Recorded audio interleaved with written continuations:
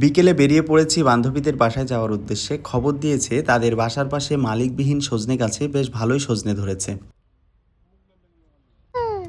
Very good. তাই লম্বা বিকেল হলে তো গড়িয়ে এই সন্ধ্যা ফায়দা। হতেই পেড়ে নিয়ে এলাম। আমি আপনাদেরকে বিশেষ কোনো রেসিপি দেখাই না, দেখাই আমার হাতের রান্না। তাই ভাবলাম আজকে এটাও দেখাবো।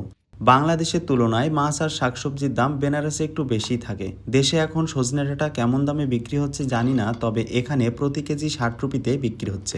দেশের তুলনায় এখানে শাকসবজির ভ্যারাইটিও একটু কম পাওয়া যায়।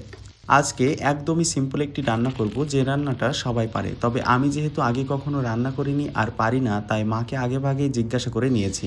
তবে শুনতে মনে নেই এটাকে সজনে ডাঁটা চচ্চড়ি বলে নাকি শুক্তো। রান্না করাটা এখন আমার প্রত্যেক দিনের অভ্যাস হয়ে গিয়েছে, তবে সব সময় সব রকম রান্না করার সুযোগ হয়ে ওঠে না। আজকে একটু ব্যস্ত ছিলাম, তাই সারাদিনে রান্না করার সুযোগ পাইনি। এজন্য সন্ধ্যাবেলা আসলাম রান্না করতে। ব্যাচেলর জীবনে লেখাপড়া করার পাশাপাশি নিজে রান্না করে খাওয়া একটু চাপের ব্যাপার, তবুও আমার কোনো সমস্যা হয় না, কারণ জীবন যেখানে যেমন সেখানে ঠিক তেমনভাবে মানিয়ে নিতে হবে।